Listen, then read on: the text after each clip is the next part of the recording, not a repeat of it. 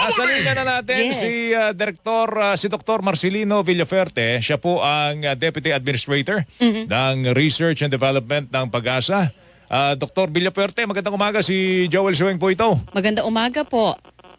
Yes po, magandang umaga po Sir Joel at ganoon din po sa inyong mga taga-subaybay. Oo. Opo. Forecasting Center po, no? Liliwanagin natin. Forecasting Center ng Pag-asa, Weng, ang parati natin binabanggit pagka Yes. mayroong mga report tungkol sa bagyo, hindi Accurate Prediction Center ng Pag-asa. Tama o ba? Hindi naman tayo nagbabago ng pangalan. Forecasting Center pa rin po tayo. Ibig sabihin, forecast. Yes po, tama po kayo. Weather Forecasting Center po ng Pag-asa. Hindi ba natin pwedeng i-improve po yung forecasting natin? Kasi yun po ang sentimiento po nitong si Congressman Joey Salceda. Well, tama naman po kayo no, na may mga rooms for improvement pa po ang ating forecasting, particularly po dito po sa atin sa Pag-asa. And ang efforts naman po ng buong workforce ng Pag-asa ay nandun po.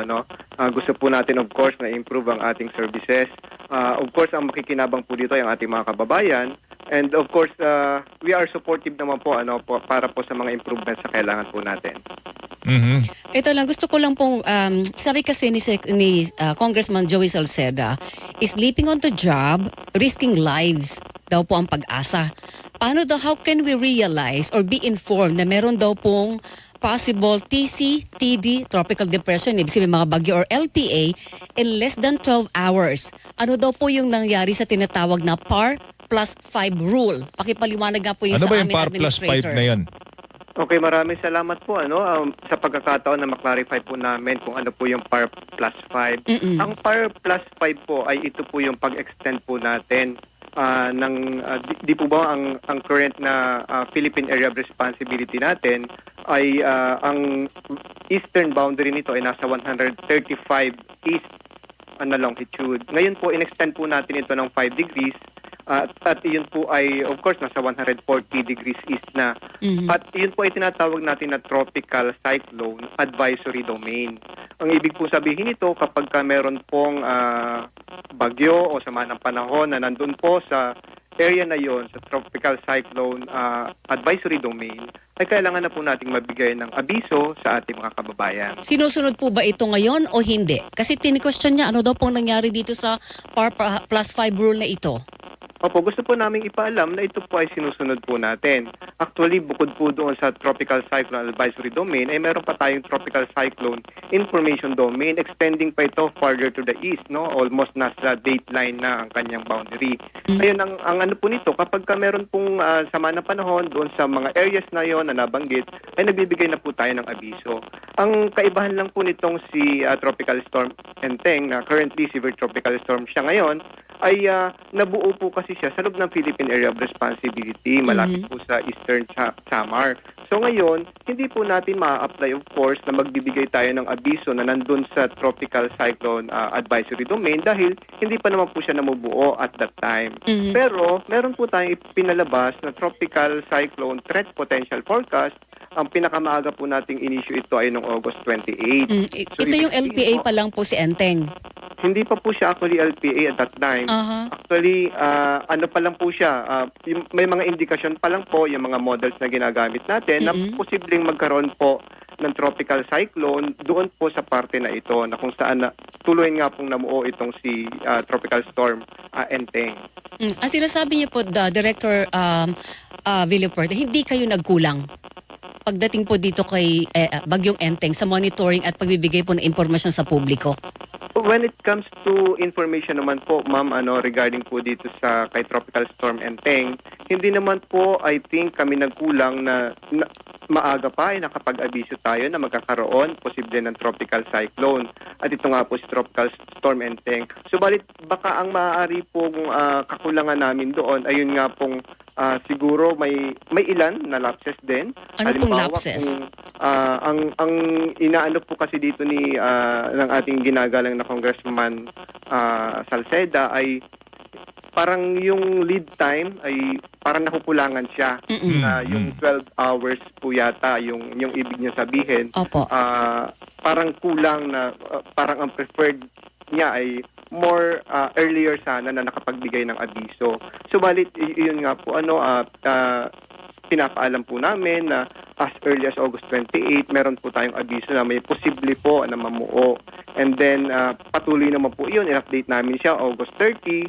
And then, nung tuluyan nga po siyang naging isang tropical depression, ay nakapagbigay na po kaagad din naman tayo ng bulletin. Meron po ba kayong nakikitang kakulangan pagdating po sa information dissemination? Kasi kami sa media, makulit kami pagdating sa weather information, Direktor. Pero pag halimbawa po, pagdating sa mga local government units, meron ba kayong dissemination sa kanila na, may LPA na, magiging bagyo ito? Ito tatamaan Yes. ng mga lugar. Meron bang ganong dissemination ng pag-asa? Well, actually, meron po tayong protocol sa ganyan po. Actually, ang pag-asa po ay kasama sa pagkakandak ng pre-disaster risk assessment na ginagawa po ito ng mga LGU. Meron po siya from provincial government and then from local government units, yung mga local DRR offices po natin. And ang pag-asa po ay kasama sa nagbibigay ng impormasyon pertaining po dyan. So kapag meron pong mga ganoon na inaasahan tayong sama ng panahon, ay regular po tayong nagbibigay ng impormasyon po sa mga kasamahan natin sa DRR offices po ng different government offices. Ito way ahead na binibigay yung mga impormasyon na yan bago pa man tumama yung yung bagyo sa kanilang lugar. Tama po kayo, sir. Opo. Okay. Ngayon po, nakikita na ho natin yung new normal, talagang masidhiyang ulan, deadly combination weng yung bagyo tsaka habagat. Oo. Pag pinagsama niyo po yan dalawang yan, nakikita ho natin kung gaano katindi ang buhos po ng ulan. Yung bang Doppler natin, pwede nating, ano ba yun? Ano ba sinusukat nun? Itong bagyo na ito, pagka dumaan dito sa lugar na ito, naku, ang ulan, nadala, ganito. Meron bang ganong klase ng panukat ang pag-asa? Ang Doppler radar po, sir, ay more of kinukuha niya yung reflectivity. So, kumbaga may estimate siya na ganito yung dala-dala nitong ulan.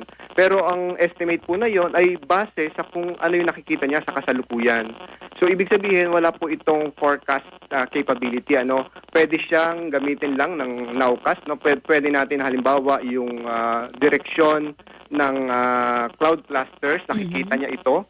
So, ibig sabihin, kapag within the range na nung Doppler radar at nakikita niya yung movement nung cloud clusters na yon at meron din siyang karagdagang estimates po kung gaano yung dami ng ulan nakatumbas nung cloud clusters na yon ay may estimate po tayong maibibigay. Subalit kung titingnan po natin in advance, gamit po itong Doppler radar, halimbawa advance na 6 hours, 12 hours, or 24 hours, wala pong ganoong kakayahan ang Doppler radar. Pero meron po bang machine o teknolohiya, Dr. Villaperte, na makakasukat halimbawa ng dalang ulan ng isang bagyo na halimbawa po ipapasok pa lamang sa Pilipinas? Ang gamit po natin sa ganoon ay yung numerical weather prediction model. Aha. So ito po ay physically based na models na kung saan may computations. Halimbawa, given na ganito yung temperatura, yung humidity ng hangin, and many other variables, ay at saka karagdagan din po yung movement and changes ng environmental condition. Kasama po yun sa ine-estimate. Pero yun po sa kasalukuyan po napapansin namin na medyo yung capabilities ng current models natin ay nahihirapan pa rin i-capture yung ganoong mga extreme rainfall events po. Okay. So, kailangan pa po ng improvement. Pero syempre may margin of error yun, di ba? Totoo yan. Dr. Villaperte, may margin of error yan, di ba? Opo, tama po kayo. Actually, sa assessment nga namin, may ilang models na ang kaya lang niyang makapture ay halimbawa up to 120 or 150 millimeters ng ulan. And then yung more intense ay medyo nahihirapan ng or kumbaga more on underestimated yung kalkulasyon para dun sa maaaring daladalang ulan ng isang bagyo. Okay, kanina na mayroon po kayo nabanggit na meron kayong room for improvement, Dr. Villaperte. Ano po yon para hindi na masabihan na ang pag-asa ay natutulog sa trabaho? Yes, tama po kayo. Maraming actually rooms for improvement pa ang aming ahensya. Kasama po dito, of course, yung actually madalas po itong tinatanong sa amin, anong oras po darating itong malakas na ulan. Yung pang ganong pinaka-specific na estimates ng ulan, saang lugar in particular at anong oras, yung mga ganoong aspeto po na sa tingin po namin ay talagang very big challenge ito currently at hindi lang naman po ito sa atin, internationally may mga ibang bansa rin po na kumbaga na-underestimate din yung daladalang ulan ng weather system, halimbawa ng monsoon or ng bagyo. Ngayon po, meron naman po tayong current efforts, halimbawa po yung artificial intelligence na assisted na numerical weather prediction model. Actually, nasa process na po tayo ng procuring yung ganoong kind of system. And hopefully, may improve po natin ang ating pag-estimate, pagkalkula ng daladalang ulan, in particular ng mga ganitong weather systems. Dahil madalas po tayo dinadaanan, of course, ng mga tropical cyclone. Ganun So din po yung habagat. yung rooms for improvement po ng Pag-asa ngayon, nakadepende doon sa nakakasang modernization po ninyo? Kasama po yun, ma'am. Opo, sa aming modernization. Okay. Anong chance na maibigay yung pondo para doon sa modernisasyon? Kasama na ba sa hinihingi yung budget yan for next year?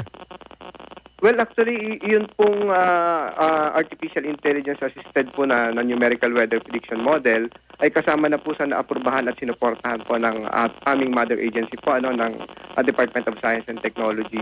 And then may mga requests din po kami, of course, na budget for the ensuing year 2025.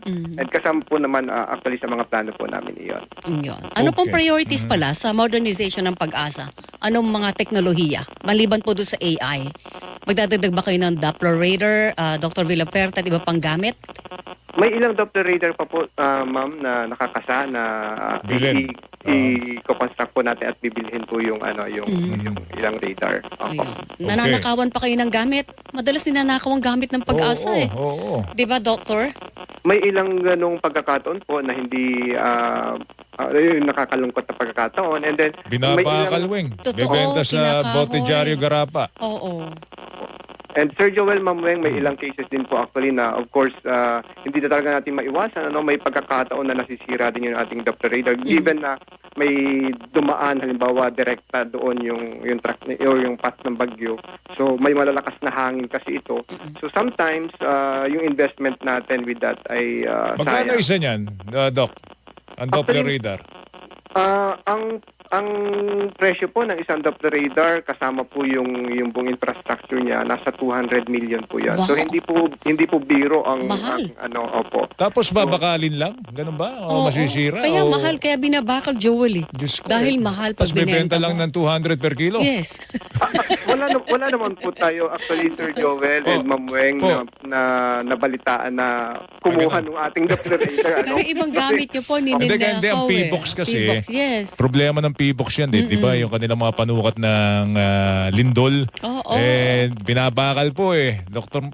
Villaperte. Buti itong Doppler natin, di naman ganun. Malaki naman yata Nasisira to. lang, Weng. Nasisira. Nasisira lang. Dahil Nasisira siyempre po. nadadaanan nga ng ulan. Opo. At So, paano saka- susukatin ng ulan kung sisirahin din siya ng ulan? Actually sir, ang sumisira sa kanya is yung lakas ng hangin. Ng hangin. Yes, Oh, Opo. yun. So actually yung mga designs ngayon nasa more of maging resistant sana siya sa mas malalakas na hangin pa. Grabe, And mahal then- pala niya ng 200 million. Lalabas ko Ang na sana isa. yung portamoneda ko O kasi yung pagkakatanong mo, parang bibili mo sila ng isang Doppler.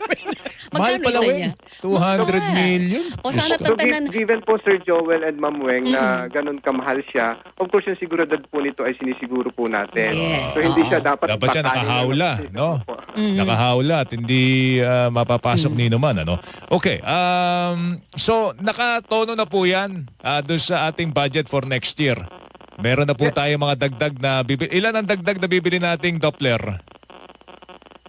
Hindi po ako sigurado dun sa numbers currently dahil wala po sa akin yung figures currently. Pero if I'm not mistaken po may dalawa pa tayong nakakasana I think nasa bidding process na ito.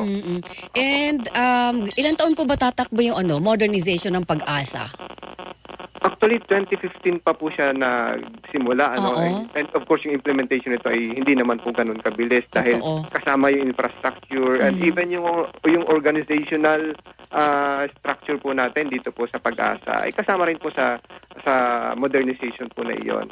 That's why nagkaroon po tayo ng mga regional services division. Yung pong mga regional services division na yon, although hindi po bawat region ay may isang regional services. Halimbawa po, sa buong Northern Luzon, 3 regions actually yung kasama diyan. Isang regional office lang po ito. Upang nang sa ganun ay mas matutukan po malocalize natin yung mga impormasyon na kailangan po ng mga kababayan po natin. Alright. Ito siguro matanong na natin, Weng, kasi alam mo yung specialization nila Dr. Villaferte, Oo. pambihira yan. Ha? Yes. Medyo mahal ang tuition fee niyan. Naman. Ano yan?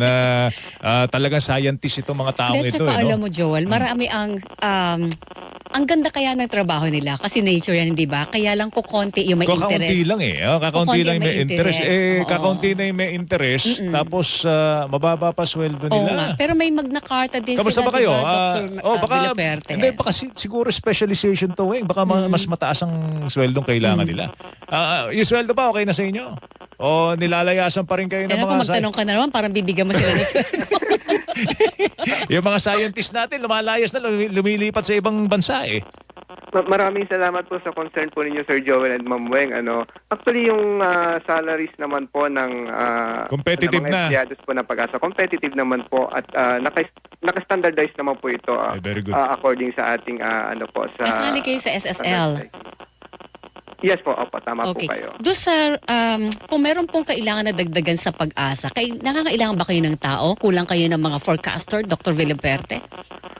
Tama po kayo, may kakulangan pa rin po kami sa tao. Actually, sa part din po ng modernization ay meron din po mga plantilla positions po na nire-request din po ang Pag-asa. And i-mention ko lang din po sana po sa inyo na currently po actually meron na pong Bachelor of Science in Meteorology na ino-offer ang 4 na universities actually, kasama ang Visayas State University, ang Bicol University, Central Luzon State University at saka sa Mariano Marcos State University. So across the country po ang mga ito. Ang wala lang tayo currently ay sa Mindanao. Apat lang ba ito? Itong mga eskwelang nag-aalok ng ganitong klase ng kurso?